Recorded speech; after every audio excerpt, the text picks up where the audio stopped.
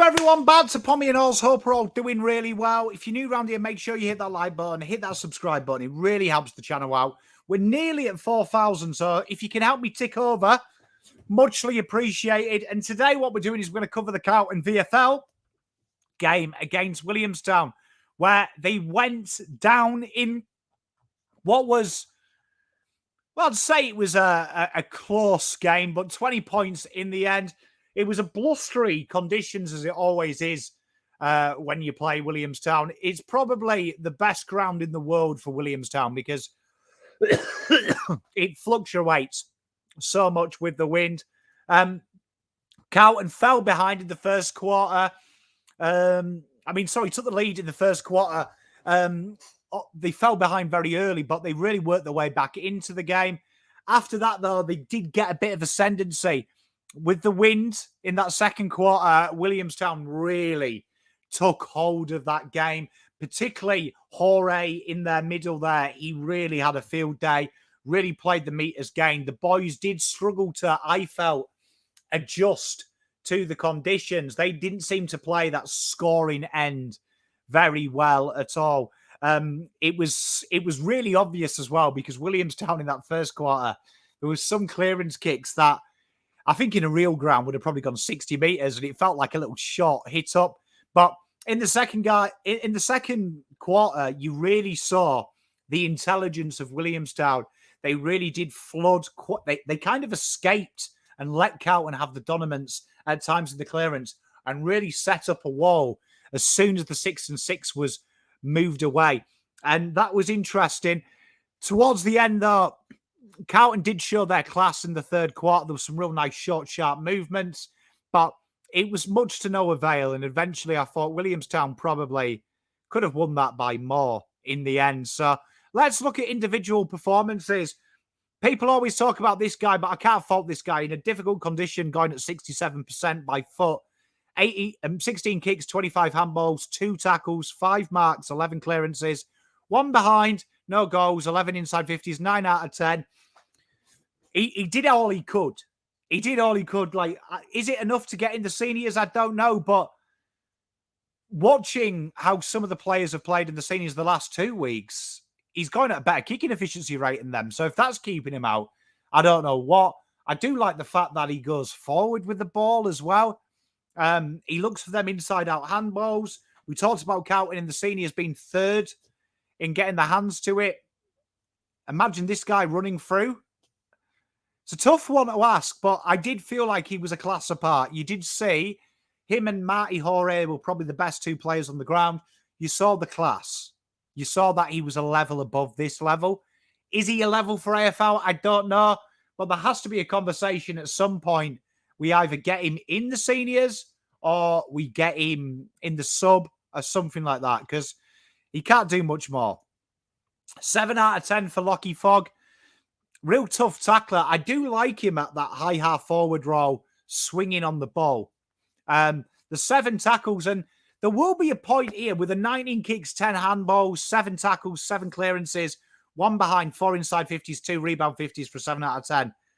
Where does Voss think maybe lose the ceiling of a player and give them 2 weeks like a Durden or a Motlop and play the reliability of a Fogg?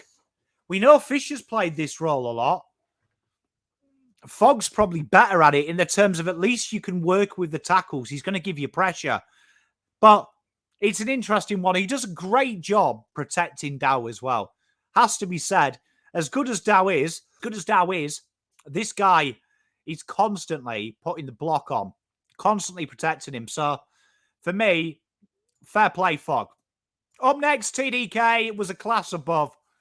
He wasn't against much. He did have that 45-metre bomb that nearly was an own goal that did result in a goal to Williamstown.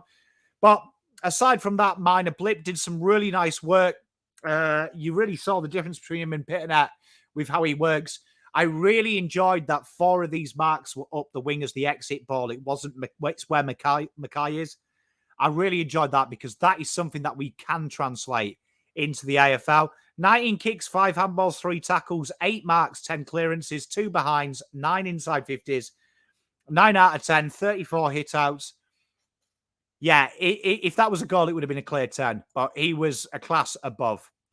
Brody Cam, 18 kicks, 5 handballs, 7 marks, 4 of them intercepts, 3 tackles, 1 behind, 6 inside 50s, 6 rebound 50s, 7 out of 10.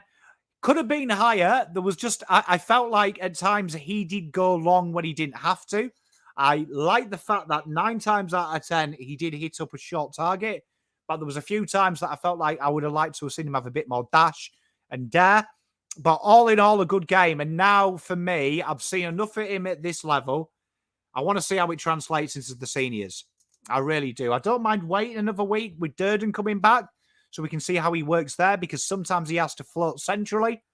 But that being said, he's working nicely, and I think he's stiff not to be in the seniors. Locky Plowman, 18 kicks, 5 handballs, 3 tackles, 5 marks, 4 inside 50s, 9 rebound 50s, 6 out of 10. It was an okay game. What I didn't like about Locky Plowman's game is he's playing a role that you ain't going to see him play in the AFL. He's a lot more rambunctious. Is that a word? But he's a lot more like that. He's a lot more attacking, and I like seeing it, but you see the kicks at times as well. Very loose kicks. So definitely someone that I don't suspect to see this time next year. Marchbank played very limited minutes. In the time he did play, you saw the coolness of his kick. You saw the composure. The 6 kicks, 7 handballs, 2 tackles, 5 marks, 3 rebound 50s, 6 out of 10. For half a game, it could have been a brilliant game if he played the full game. So watch this space with Caleb. Zachy Fisher playing at that high half forward, pinch hitting in the midfield. 9 kicks, 10 handballs, 3 tackles, 2 marks, 4 clearances, 1 behind. I felt like this probably wasn't his game, to be fair, but especially when we had the wind, felt like I'd love to have seen him just pinch one off the pack or something like that.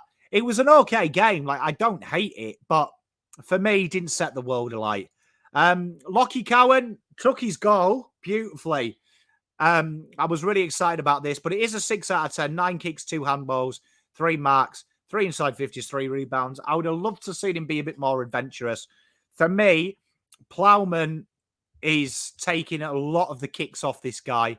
I don't know quite why he's getting so many cheap kicks. I think Cowan, the logical thing for me is don't play for wins, play for experience. And this guy should be one of the premier ball users down the back. When he does get it, you see the turn of class. He's not scared to take the game on.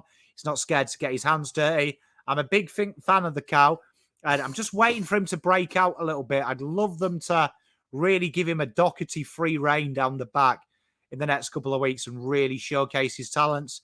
Harry Lemmy, he worked hard in tough conditions for a tall. Took his goal well, 2 kicks, 3 handballs, 1 mark, 5 out of 10. Felt like he went missing for large parts, though. He did outsize his guy as well towards the end, but I felt like it was a tough day for the Tolls. Jackson Binns played the conditions beautifully. 7 out of 10. Maybe stiff because he was a bit loose with his disposal, but all the time it was the right kick. 21 kicks, 9 handballs, 5 tackles, 4 marks, 3 clearances, 5 inside 50s, 4 rebound 50s. As someone who's probably seen a lot more of him than most, his defensive craft this year has been a huge improvement. Like, out of sight, out of mind for his draft year. Thank Christ he didn't have this defense in the draft year. Easy top 20 player. Definitely on the precipice of the seniors. I expect to see him just after the bye. I stand by that. I think just keep ploughing him into game time at the moment, getting him in it. But Binsey, going all right. Josh Honey, 7 kicks, 5 handballs, 5 tackles, 3 marks, 2 clearances, 1 behind, 3 inside 50s, 5 out of 10. Again, these guys just ain't putting their hand up. And for me, the small forward, particularly playing that run-up, run-down, half-forward, smaller guy that Voss likes, Honey's perfect for that role, being a little bit taller than the average bear. Doesn't want it, I felt like he should be working hard. I'm sure he wants it, and that's probably unfair, but it doesn't feel like he's hungry for it. Hudson OKeefe, 1 kick, 1 handball, Didn't play a large amount of minutes. You can see that they are managing him, but it's hard to judge. The output is poor. Was shelved pretty early. It's a tough one. They see something in him, but I understood that TDK and Murkoff were there, so he was limited there. But I think you've got to throw him at the deep end at some point and see where he's at. Dom, big Dom. Attacked the ball well, but had no real just for it. I felt he was beaten very easy on the deck, which you don't usually see. He did exit D50 okay, a couple of times by foot, but yeah, this wasn't a great game for him. Definitely, probably, I'd imagine, will be looking at himself and thinking, when do I go the next level? And that's what I'm waiting for from Dom. Alex Murkoff, you saw with another ruckman there, his work was really negated, particularly around the ground. 5 out of 10 I gave him because of the 3 handballs and 1 rebound 50. Was good in the ruck, but again, he should have been looking at TDK and just thinking, can I get myself in position behind the ball or ahead of the ball? Felt like a nothing game. It was a tough day for Toes, but I want to see a bit more from Merck. I really do. I was disappointed with him this game because he's one of the guys I tune into. And let's have a bit of a draftee watch. Nate Caddy. Nate Caddy, provisional 5 to 15 player at the moment. Played a little bit high half forward, pinch hit around the ball. This kid can play football. This kid can play football. His marks on the lead were fantastic. For a 17-year-old kid, this kid's got a gift. Took his 2 goals incredibly well. And the physicality on him is something else. He's absolutely something else. He works so incredibly hard up and down the ground. I'm a big fan of Nate Caddy. Probably stiff on a 6. It's just I've seen him before, and I wanted to see a bit more hands-on role, but he was by far the standout of those guys playing in that general forward position. Solid game, and he'll be quite a footballer. I'm looking forward to seeing my favourite junior side, the Northern Knights, get amongst it this year. Well, that's the VFL wrap. Let me know what you thought. We'll be back next week with another VFL wrap. Stay safe. Pom out.